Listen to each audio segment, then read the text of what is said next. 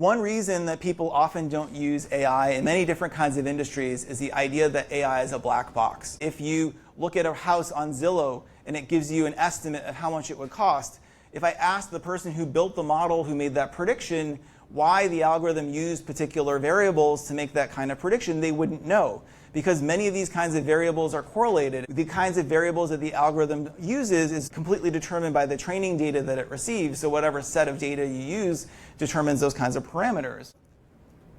Interestingly, also, human thinking often resembles a black box. So there are many kinds of intuitive judgments that we make that we don't have access to the reasons for why we did that. And a great example of this is a study from Nisbet and Wilson in 1977. They went to a department store and they put up 4 pairs of hose and they asked women to decide which pair of hose they liked the most. And the women preferred the pair D. And then they asked them, why did you prefer this pair? And they say things like, oh, the material was much better. It seemed like a better quality construction. I liked the color much more. And what was really funny is that these were all identical pairs. The reason people were choosing the last pair was because of a serial order effect. People preferred the last one in the set, even though they were all identical. But no one mentioned that, oh, it was the last one when they made that choice. And so people often make decisions and have preferences, but don't have access to the underlying kinds of psychological mechanisms that gave rise to those decisions. And so we looked at this in the context of the illusion of explanatory depth.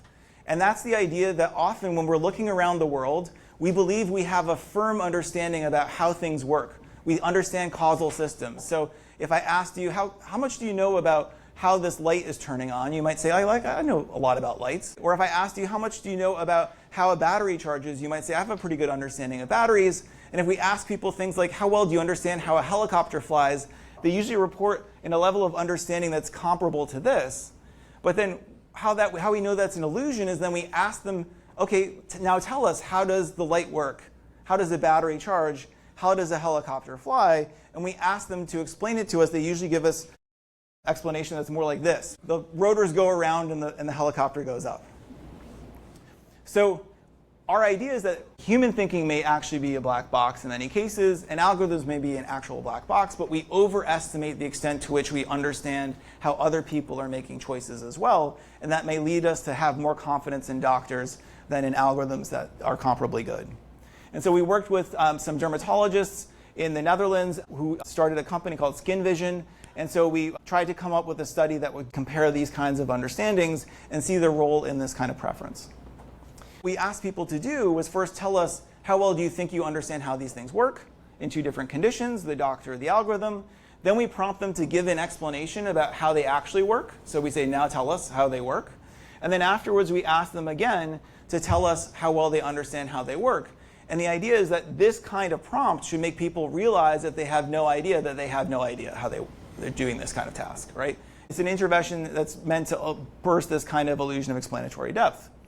And so when we look at these pre- and post-explanation measures of subjective understanding, we see in the algorithm condition that people are the same pre and post. People realize they had no idea what the algorithm was doing before we asked them to explain it, and they realize they have no idea what the algorithm was doing after we asked them to explain it.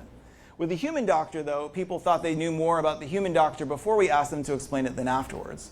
And so there we can see that people had an illusion of explanatory depth. They thought they knew what their human doctor was doing, but they realized once we prompted them that they didn't. So then we worked with these dermatologists and we created 2 tests, one that measured people's beliefs about how well they understood what was going on in the doctor's mind or in the algorithm, and an objective test to test whether or not people actually knew what the human doctor or the algorithm were doing. We see in these comparisons that, again, people think that they better understand how the human doctor in the white bar makes this decision than the algorithm in the gray bar. But when we look at their actual objective understanding, there's no difference. So people have as little idea how their doctor is making these decisions as the algorithm. So both the doctor and the algorithm are a black box. And when we look at their raw scores, not these transform scores, we also see that people are basically a chance for both their doctor and the algorithm. People have no idea how their doctor or the algorithm are making these decisions. Next, we wanted to see whether or not if we got people to believe they knew how the algorithm would work, whether or not that would lead them to be more likely to use it.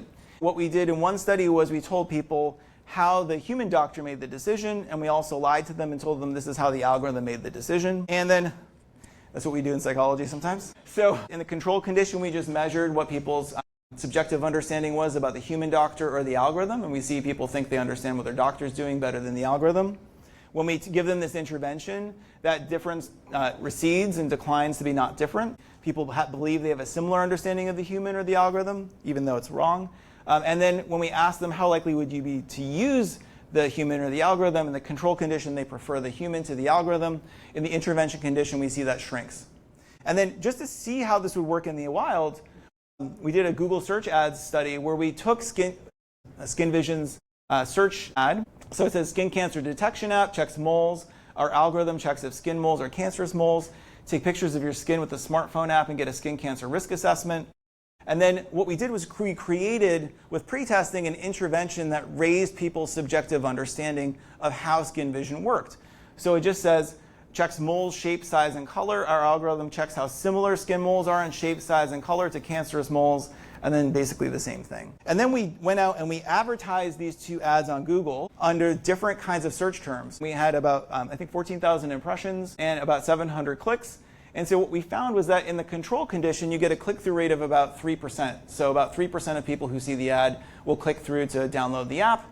In the intervention condition, we double that. So the click-through rate is about 6%. As many people, just by explaining very briefly what the app is doing, are willing to click through and download the app. And so we were doubling demand for the app just by explaining how it works. And that's just basically telling people that this is checking this shape, size, and color of your mole.